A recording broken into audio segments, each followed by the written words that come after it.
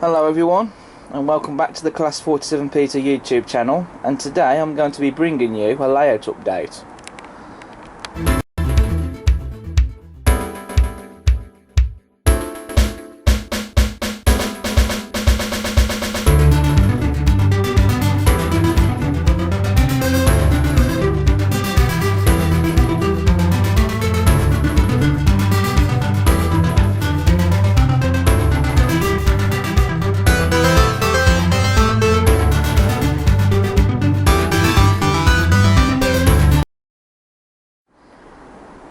So it's been quite some time since I last did a layout update video.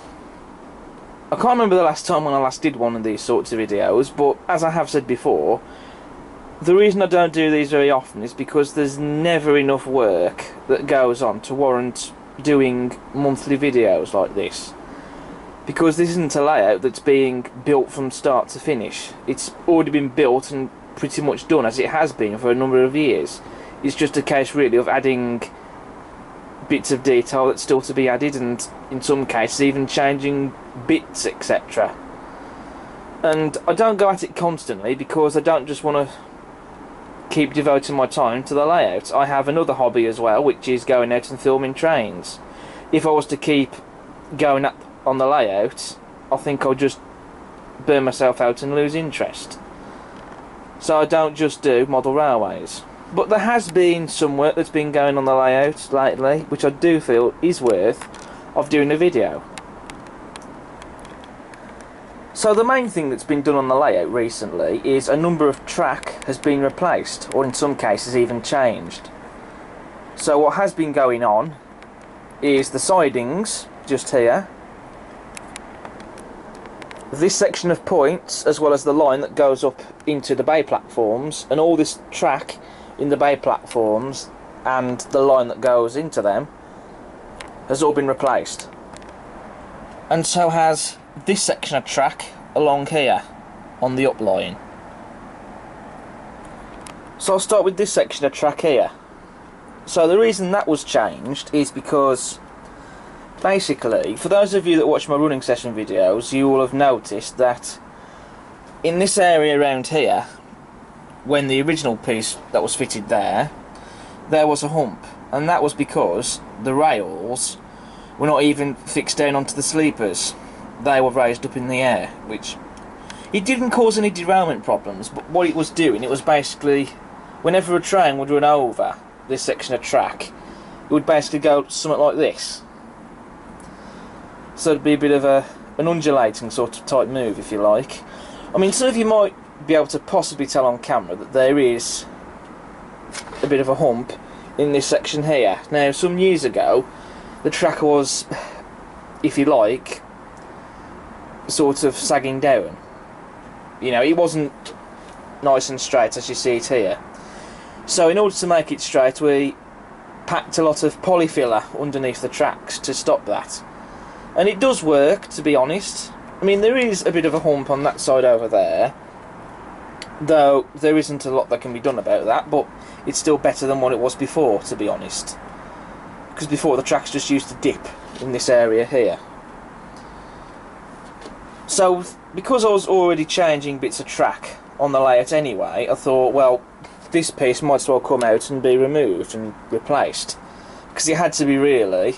I mean, I did try ways to fix the rails back down. I knocked a number of nails into a couple of the sleepers to try and hold the rails down, but didn't really work. So in the end, I just had that piece removed and replaced, and it now looks a lot much better. Although during the latest running session video in February, that was actually happening while the track was being replaced, so I had to take the layout out of service for a couple of days. And when I redid the filming again, this bit of track here had not been reballasted, so I did my best to try and not do as many angles showing that bit of track, although you possibly might have noticed maybe one or two shots. But since filming that video, the track has now been ballasted. So next up we have the sidings. Now, you'll probably remember that the sidings before, there used to be a set of right hand points around here, and the sidings used to run up all along here and up to where this set of points is here. Now as you can see, that bit of track has been ripped out, and this set of points has now been moved back. And the reason for that is because when I put this set of points in, which I will be talking about in a while, I didn't want to have that set of points so close to that set. So I put that piece of straight track in the middle, and so I've moved these points back. And to be honest with you, when I later came back to that area, I didn't really like that the track went all up into this area here, to be honest. So that was another reason why I've changed the sidings. And I do think now that they do look a bit better. Now the points that I've used for the sidings are the older hornby type. I was unsure at first about using them, but they haven't given me any trouble at all. So this set of point was replaced, and so was this set, because the original ones were not in very good condition. And what I do like about these is this box here, and you've got the lever there to change the points, and on the box it does have some nice rivet detail on them. But one thing you do have to be careful of when ballasting them is if you get any ballast under here,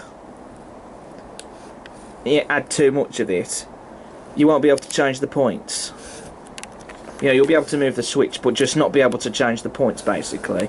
That's something I learnt during ballasting, so you do have to be careful. Now the bay platforms and this stretch of track that goes into them has had the most track replaced. Originally there was a set of standard Hornby left hand points here, but they've now gone, and I've replaced them with a set of Hornby left hand express points. There was two reasons for this. The first reason being was because I wanted to make the track going into the bay platforms a lot more gentler, because before the curve that was here was quite sharp, and I thought, to be honest, it was a bit unrealistic, and also certain DMUs would derail on that. So I wanted to make the track going into the bay platforms a lot more gentler and more realistic as well. And also, the original set of points I had were giving me grief. Basically what was happening, it was an issue with the joints I had. I mean, there would be power on the layout, but quite frequently I had problems where I'd turn the controller on, there'd be no power. But then press your finger down on the joint and suddenly everything would start working. Also the joints would spark and they would get quite hot. And, you know, like I say, this was happening frequently, and I couldn't keep doing this all the time because it just takes all the fun out of running trains. So I thought that the points just have to be changed, because they had to be, to stop this problem. And that's when I made the decision to replace those points with a set of express points, so I could make the track going into the bay platforms a lot more gentler, because I was also having problems with derailments on there, as I've said before. So there I could kind of kill two birds with one stone, if you like, and fix both problems in the end. And these points haven't given me any problems at all whatsoever. And also, a bit of a bonus is that there are some gaps in the track around here, which there have to be because of it being in a shed during the summer. The last thing I want is the track being warped. But also the bonus with that is you get clickety-clack. So these are the original set of express points that are fitted. And these are a set of Pico express points. Now when I fitted these, I found that there was no power. There was on a very short section round by the station area, but everywhere else, no power at all. So I took the point out, and what we noticed on the back, just here, although you can't see that there now, I'll explain that why in a minute, but there was actually a wire there.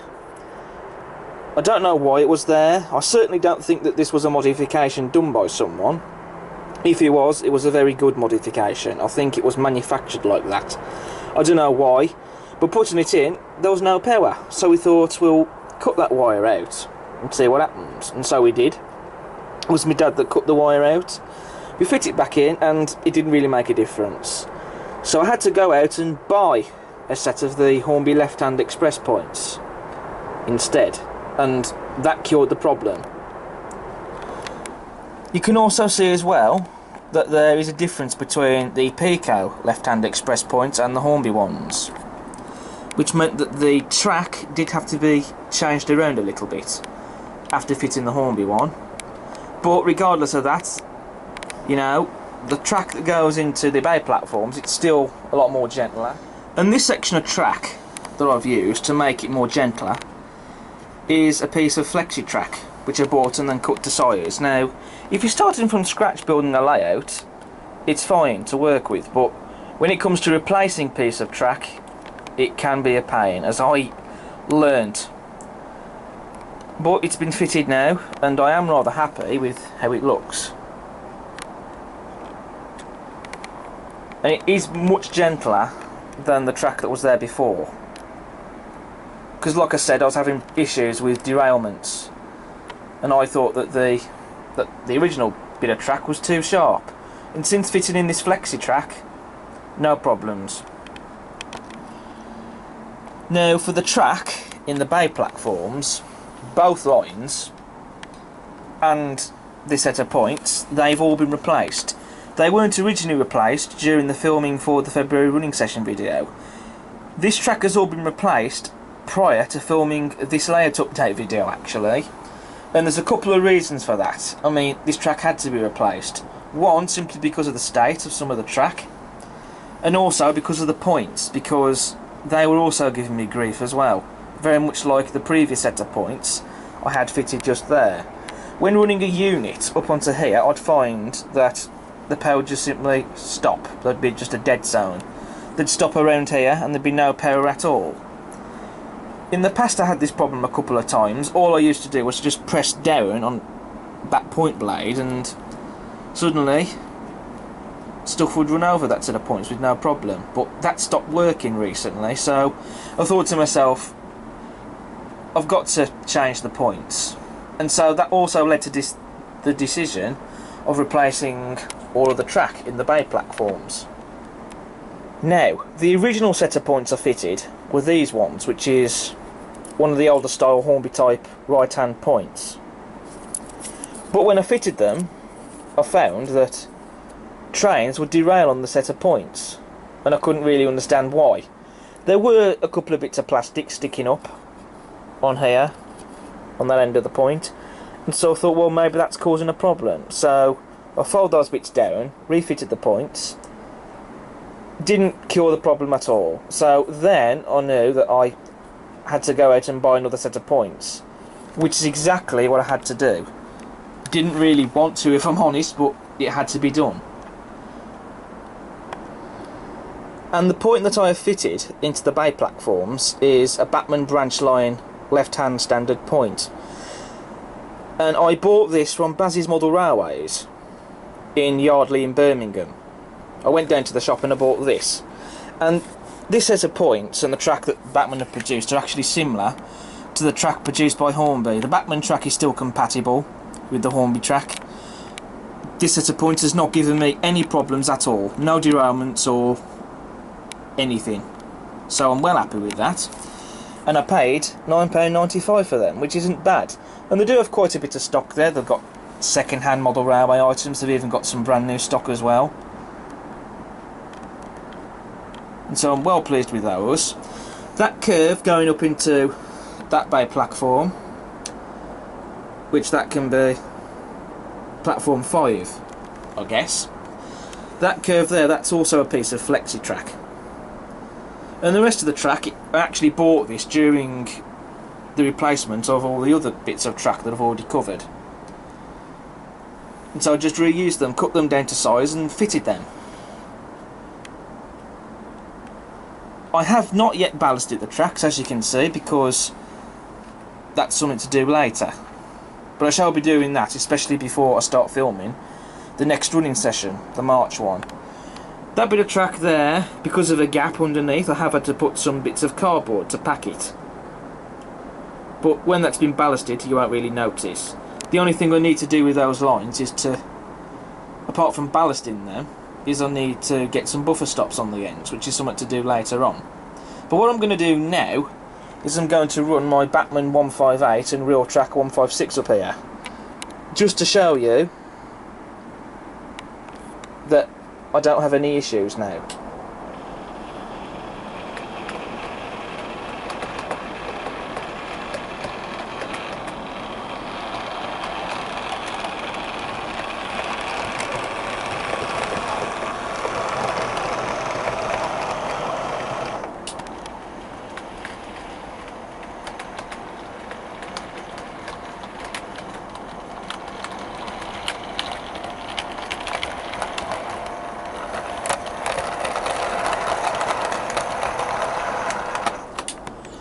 So I have ballasted the tracks in the bay platforms. I did the rails during the night when I began filming this layout update video, so I trust now that the glue should be dry. What I have just done is I've ballasted the middle of these two lines and done the outsides as well. So that glue still needs to dry, but the glue should be dry on the tracks, so I should still be able to run my trains. I personally wouldn't run trains whilst the glue is still wet. I would wait till, if you are going to run anything, wait till the glue has been dried, on the rails at least. Whereas if it's still drying in the middle or on the outsides, it doesn't matter really. It's on the rails where I personally would wait for the glue to be dry. And it's just my treated PVA glue. PVA glue, fairy liquid, mixed with some water. That's the method I've done for years, and I just drop it on using a pipette.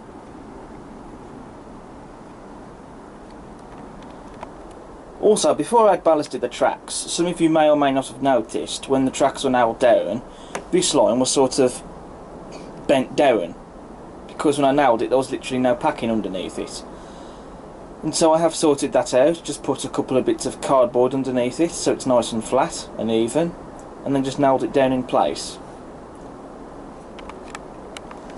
And also with this little piece of track here, when I first replaced the track, there was a bit of a dip in the track, which you may have noticed having watched the February running session. When anything ran on here, basically it was quite noticeable. More noticeable when wagons would go over. It would basically give you that kind of movement. Now, it's a bit crude using my hand to do it, but the tracks then had only just been nailed down, and so what I did was, after filming that video, I just put some packing underneath the track, get rid of the dip.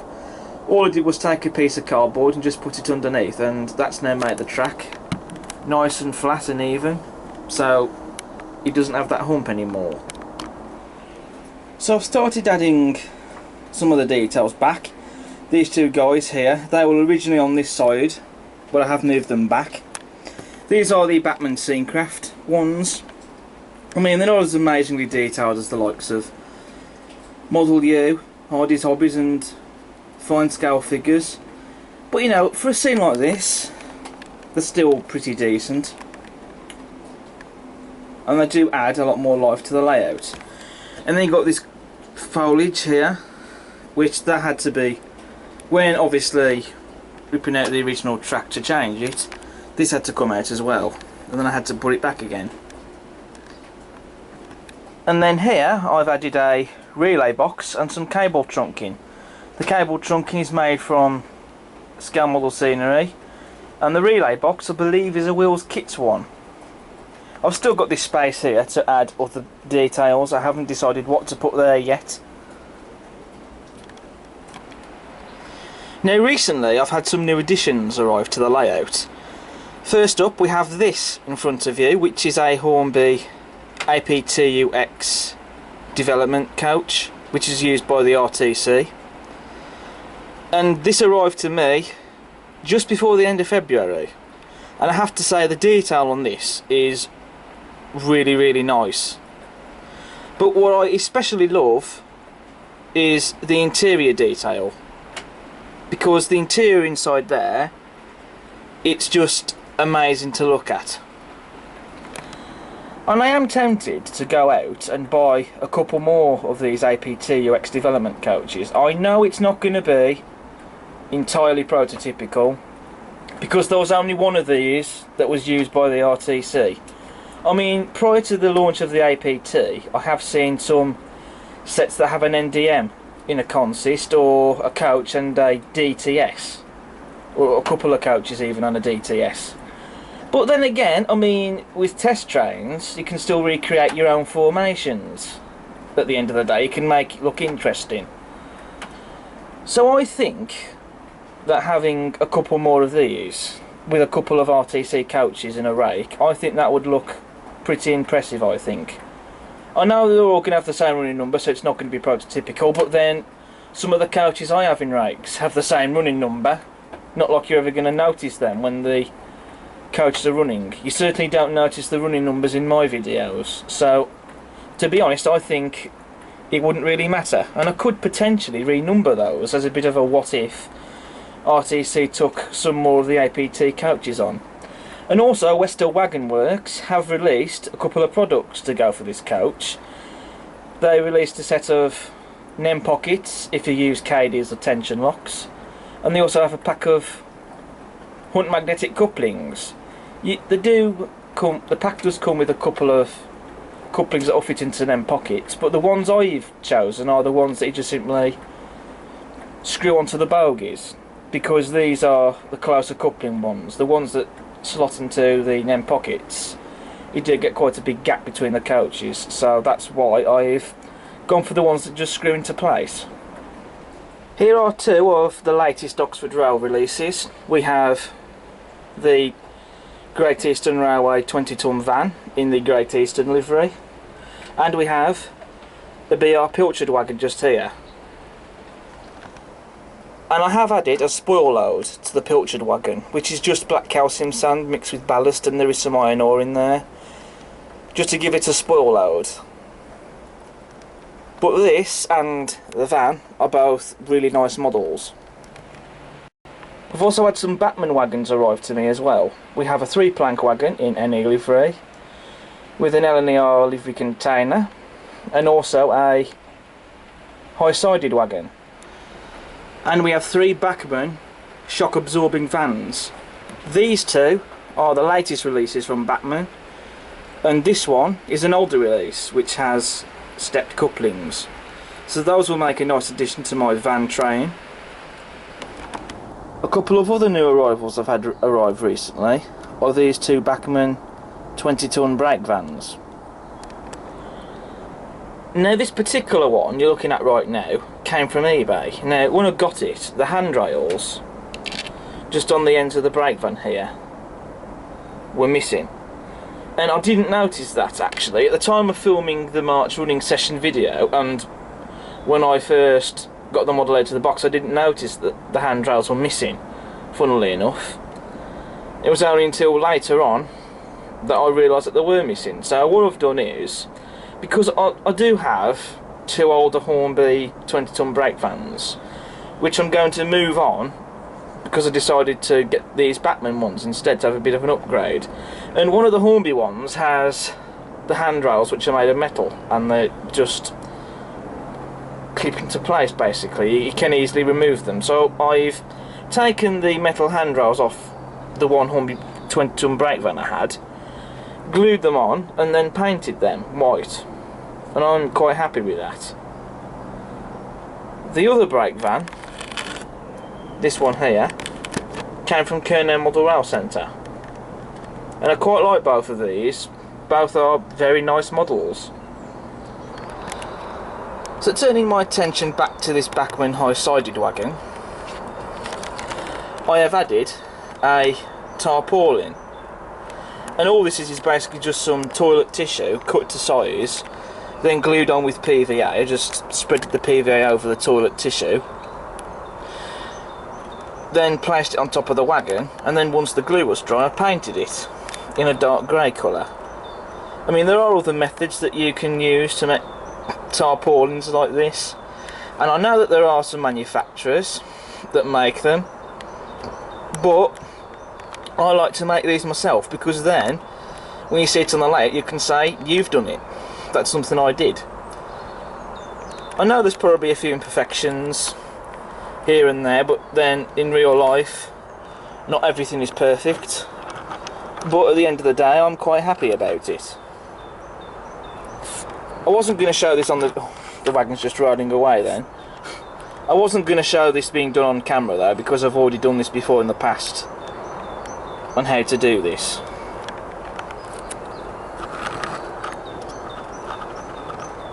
But yeah, I am rather pleased with this. Another new item that's arrived to the layout is this, which I won in a competition over on the Facebook group MRYCG. That's the Model Railway YouTube community group, which I'm sure some of you watching this video are probably already familiar with that group. If not, then I would recommend you go and join it, because it is a great group. Lots of great people in the group. And before the new year, there was a competition in that group which I entered, and I won this, which is a bus sprayed into coalesce rail freight livery. And this bus has been repainted by Craig Mason over at New Durham Junction. And I really like it. I'm very pleased with this item. It's totally fictional, of course, because there are no buses carrying coalesce rail freight livery, but I think it's very imaginative and it's very creative, and it's nice to have someone else's work appear on the layout. And I think the quality of the respray job is fantastic, and I do like the light weathering touch on the bottom as well. Fair enough, there were a couple of paint chips on the model that I did touch up myself. I suspect that was most likely done in transit. And I also particularly like how, for example, the door here and this panel on the front have been left unpainted, because that way it looks like, to me, that panels got damaged and needed replacing. So I do quite like that. And so this will go on the layout, and it's certainly something different. I've always felt that the coalesce rail freight livery is a livery that, whatever locomotive has ever carried the livery, this livery seems to suit the locomotive no matter what it is. Of all the locomotives that have carried the livery, I can't say the livery has never suited them, and the livery certainly does seem to suit this bus as well. So the coalesce bus has gone on the high street, which I thought this was the best place to put the bus. So yeah, well happy with this. Something else I've also done is I've repainted this Hornby VEA van. It was originally in the rail freight distribution livery, and I've had this for a few years now. The detail on it is not as amazing as Batman's model, which has just been released, but you know, for its day, it's decent. But this model has rarely been used. For those of you that watch my running session videos, you'll know that this model has hardly been used.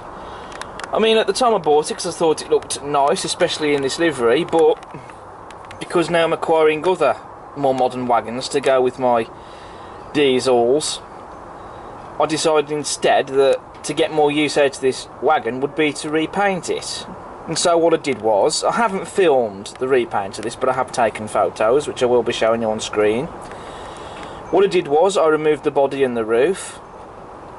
To remove the body wasn't very easy to do, it was quite tricky. And then I just sprayed the roof and the wagon into grey primer, specifically using Halford's grey primer. And then I've masked up the tops diagrams on the body sides. I know it might not be particularly correct for this livery, but you know, this is my model and it suits me, and I just thought that I'd keep those because they're nice bits of detail. And then I've painted the wagon in Humbrol 405 BR green. I know it might not be the correct colour to paint this van in, but you know, it will still look nice, I think, in my van train in this colour. I mean, there are a few imperfections here and there, but on the whole I'm quite pleased with it as it's turned out. Something else to show in this video is this Bachmann OCA wagon in civil engineer's livery. It has been discontinued by Bachmann, and this is something that you can only really get if you go to a model row exhibition, or pick one up from a model shop that sells pre-owned items, or searching second-hand sites such as eBay. I've been after one of these for some time now, and at the time I'm filming this clip, at the beginning of the week when I'm filming this one turned up on eBay, so I instantly snapped it up.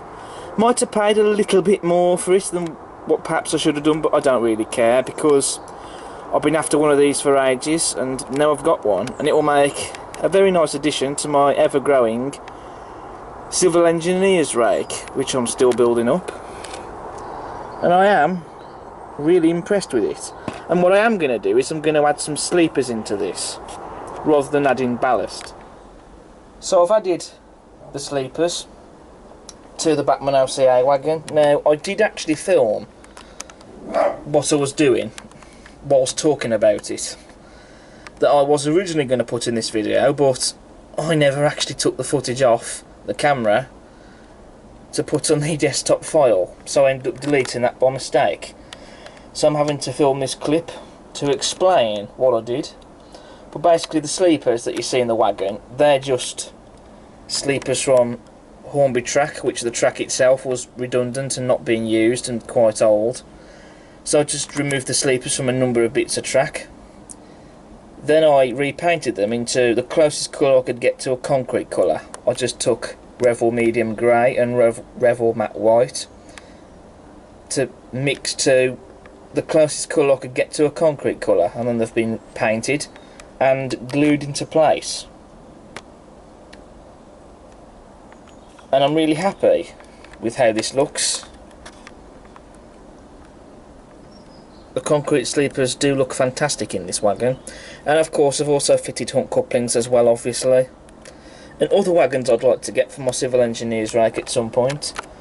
One of the ZAA wagons, and also one of the Bachmann MTA wagons that's recently come out in the dark grey and yellow livery. I think that would be quite nice to have as well for the rake.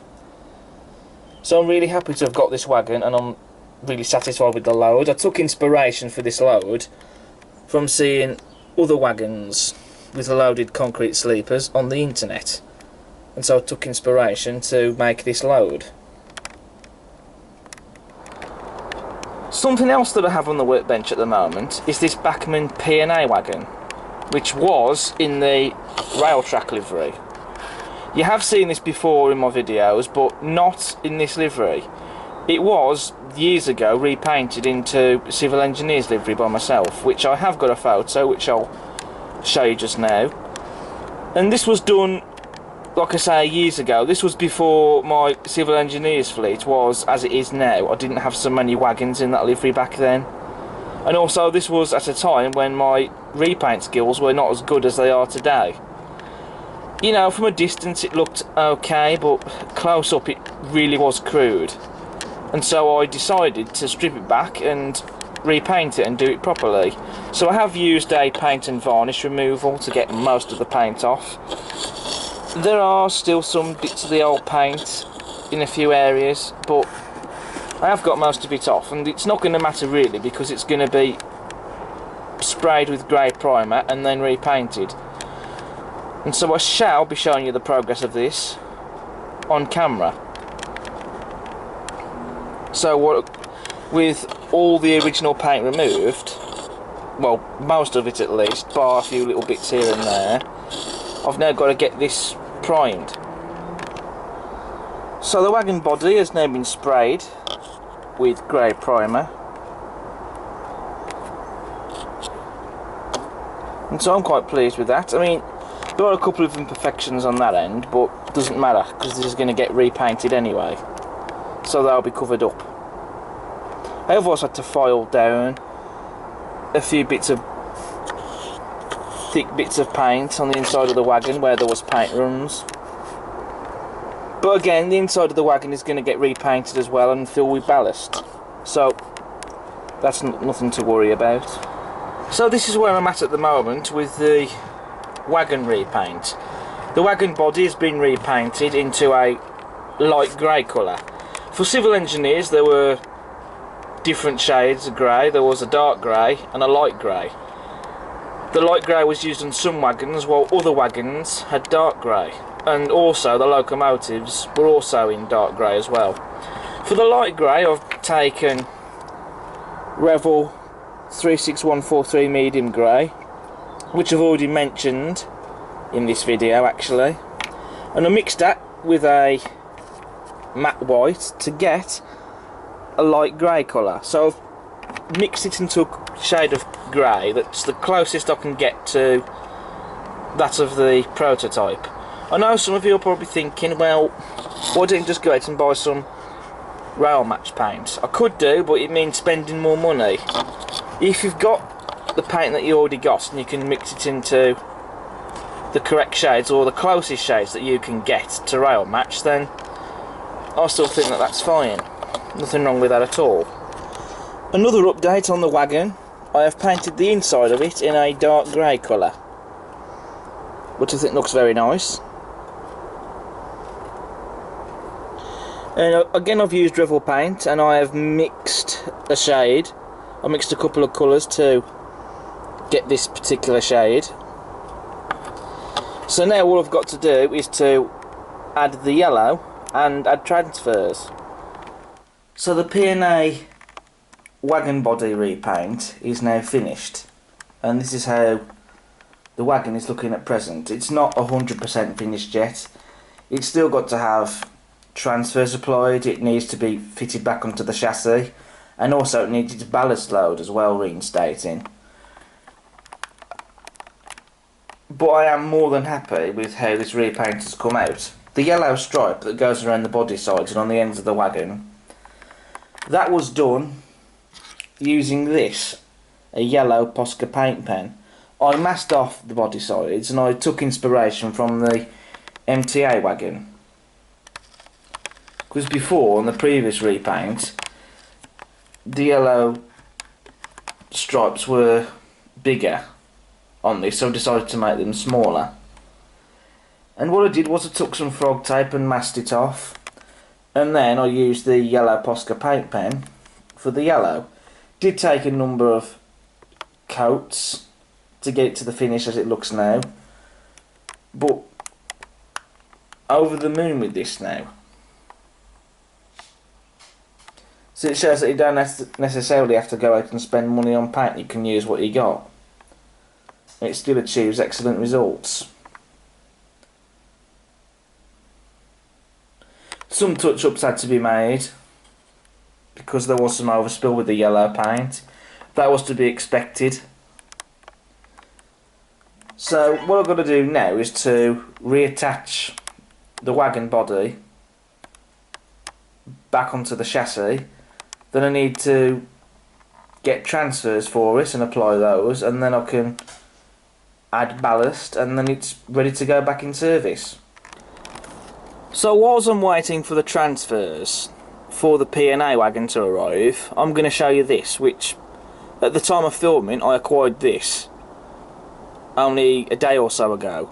So basically I went into Hobby Rail and I bought this Bachmann Pullman parlor coach, which I bought for 35 quid, which I think that is a bargain, because I have seen these go for a lot more than that.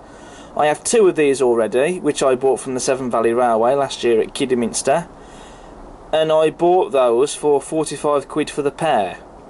One of them was 20 quid, the other one was 25 quid, and again I thought that was an absolute steal for them. Hobby Rail had 5 of these, I bought one of them. The one I have bought is called Eagle, and whoever owned this model previously has done some detail work with this. What they've done is they've fitted a rear tail lamp, they've also painted the interior, and they've added passengers in there as well. You know, it looks fantastic. The only thing with this coach, it didn't come with any couplings, but that wasn't a biggie because the couplings were going to be replaced anyway. I have fitted hunt couplings. I have in particular fitted the stepped couplings for HST power cars, and the reason for that is to do with the height of the couplings on my Mark 1 coaches, which the reason I've bought these pullman parlor coaches is so that they can be mixed in with the Mark 1s occasionally. And because of the height of the couplings on the Mark 1s, the standard step couplings that you can buy for these pullman parlor coaches aren't quite low enough for my coaches, so that's why I fitted the HST ones, and they work perfectly. I've not had any issues at all. And also this coach does have working interior lighting, as you can see. What I have done myself with this coach is I've painted the roof grey. It was originally white, and I've just painted it grey just to match the others. So just when I thought that this video was coming to an end, covering all that's been done on the layout lately, as well as a few other projects here and there, something else has been happening, as you can see, involving the narrow gauge part of the layout. First of all, we have had an issue with power cutting out on one section. That's now been resolved. Also, the boards that you see at the back of here, which you will have spotted in my running session videos, they've temporarily been removed because we have these planks of wood now fitted all along here. They are there to slacken the boards off a bit, given how close they were to the track before. So now, when the boards go back on, you know, they will hang out a lot more, so there's no chance of trains catching on the boards. I have also had to bring the track out a bit as well from the platforms, because occasionally the odd loco would catch on the platforms, or a coach sometimes would catch on them even, so that's now been sorted. I have also had to put some packing underneath this track to raise it up. I will be disguising that with ballast. Some of it I will anyway. Possibly along here on the front. I don't think I'll bother with doing it on the back, because you're never going to really notice that, especially once the boards have gone up. Also, the bridge sides on the bridge, they've now been glued into place because they were just loose on there before, and sometimes they have fell off and I've had to crawl underneath the layout to retrieve them. So they've now been glued into place. And here are the two boards. They have been removed. They had to be removed in order to fit those planks of wood. And what I have done is I have actually given them a fresh coat of paint. They've been painted into a sky blue colour because I use these as a back scene, if you like, sort of. Because before I removed them, they were in need of a fresh coat of paint. So that's now been done. So they're left in the good weather we've been having lately to dry off. They've already had a second coat, so in no time these will be dry and then they can go back up on the layout. So the boards have now gone back up, as you can see. And they do stick out more than the others do a bit, as you can see, but that's not going to matter because that gap down along the board there, that can be covered. So I'm going to get some foliage to put in there. And also I do quite like that sky blue colour. There are some imperfections here and there on it. Some of them can be covered up later, but on the whole I'm really pleased with them. And these other boards here have also had to be painted to match because they were in a much lighter shade than the other boards were, so I've had to repaint those. So here we have the finished P&A wagon. So all I've done to finish this wagon off, the lamp irons on the ends of the wagon have been painted white. I've added a ballast load and I've added overhead warning flashes or signs. I've also added data panels as well. Now the wagon data panels, you can't actually buy any specific data panels for this particular wagon. Fox Transfers do some data panels that come with numerals and fonts, so you basically can add your own wagon numbers and whatever, but I thought that would be a bit too time consuming, to be honest, so I just made some myself. And they aren't actually transfers, they're just glued on with PVA. But they still do look rather nice. The overhead warning flashes, as you can see on the wagon, that have been added, they are from Railtech. And the reason I went for the Railtech ones is because they're cheaper than the ones at Fox Transfers.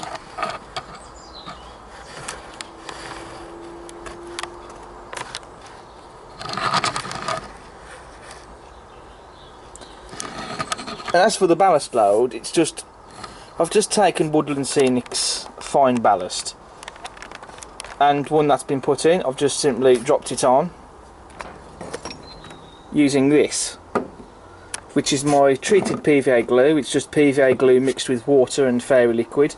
Works really well. There are other ways you can do it, but that's the way I've been doing it for years and I've never had any problems with it. So this wagon is now finished. I'm calling it finished. I could put some weathering on it, but I'm not going to. I'm going to leave it as it is. And I certainly do think that this wagon looks much better than the original attempt I did, which just to recap your memories, I'll just flash up a photo now of how it looked before I had this wagon repainted.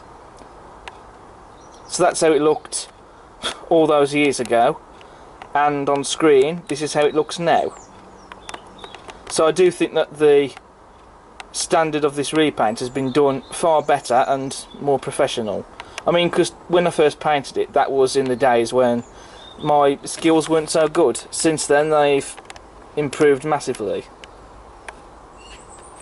and I've managed to do a much better paint job. So this wagon is now ready to go back in service on the layout.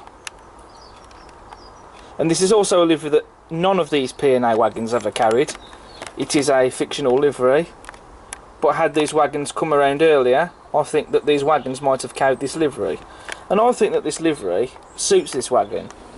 So the narrow gauge railway is now back up and fully running.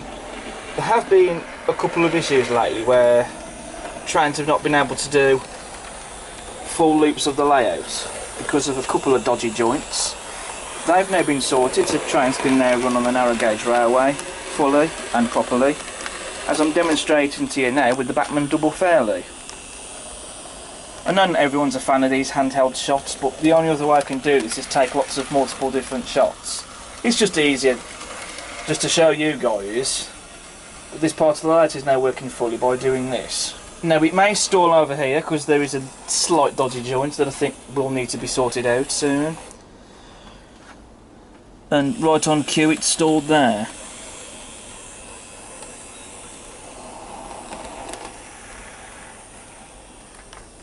So that will be sorted soon. But regardless though, it's still running as a full loop again. Now obviously this top part of the tunnel, this is still yet to be finished. I have got the ideas in my head, so I haven't forgotten about it. So that will be coming soon. I'll be doing that later this year when the weather's warmer. It's just great to have the 009 part of the layout now running fully again.